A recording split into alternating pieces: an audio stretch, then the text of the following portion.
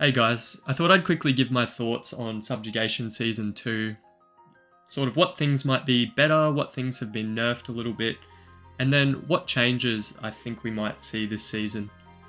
So firstly, Bold Vigor has taken a little bit of a hit in terms of Bold Vigor units. In this second wave where Celeb Gale was used quite a lot, there's now an attack that does damage to the highest attack character. If your account isn't particularly advanced and Celeb Gale is the highest attacking character in that wave, it's really hard to get the damage away from her.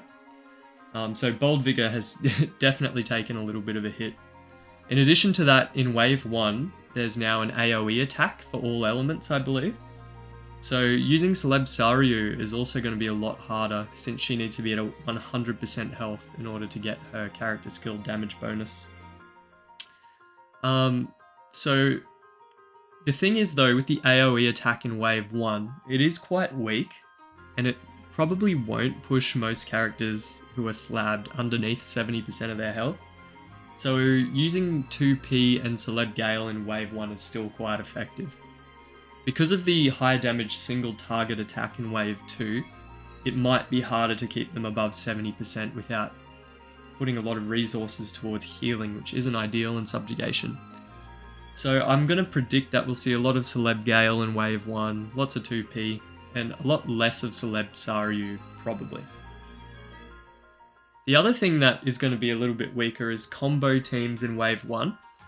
Now that sort of only applies to higher level accounts. This is mainly because in wave 1 we're going to be using a lot of the Bold Vigor units now to get maximum damage.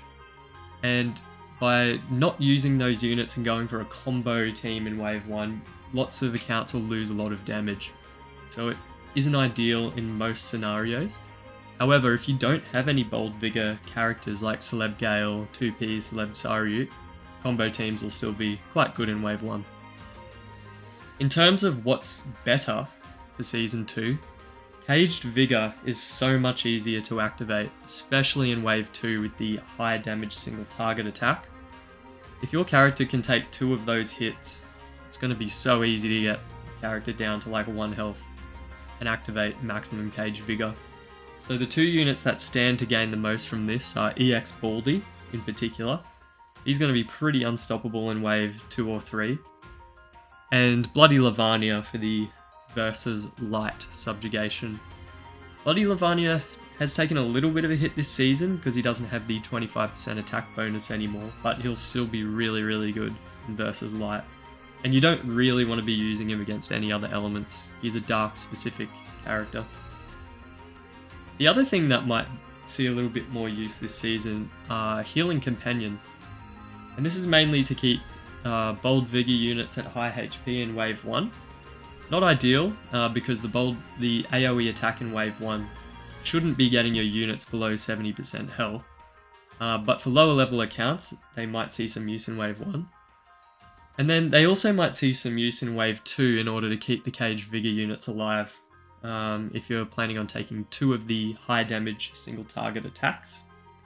You can organize your waves so that they only take 1 of these single target attacks, but it can be a little bit difficult. I'm finding it hard on my own account. I'm sure higher level accounts who are in the high SSS scores are probably having no issues there at all.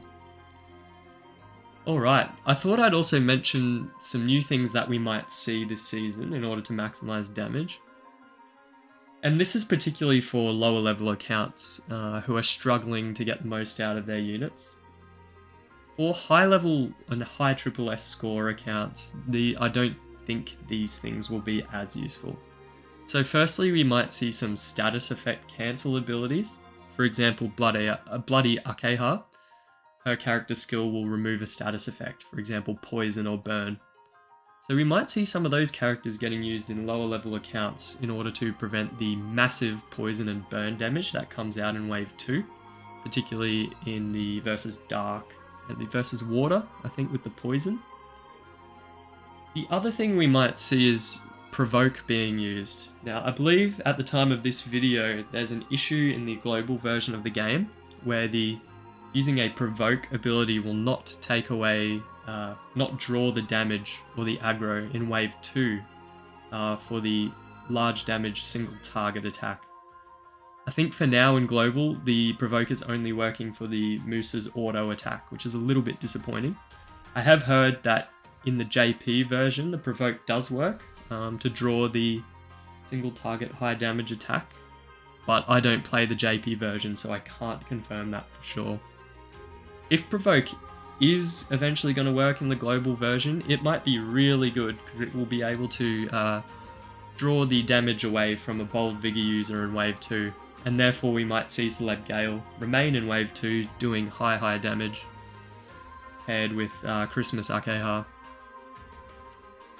And just lastly, some accounts have been quite clever and they're actually manipulating the attack values of their units in Wave 2 in order to draw the damage away from Celeb Gale. So for example, I've seen some players using the Final Fantasy XIV Noelle with some high attack memoirs in order to make her attack higher than Celeb Gale's, so that Celeb Gale stays at higher health, and therefore we have two big damage dealers in Noelle and Celeb Gale doing huge damage in Wave 2. I unfortunately don't have Noelle or another really good attacker, so I haven't been able to try that out for myself.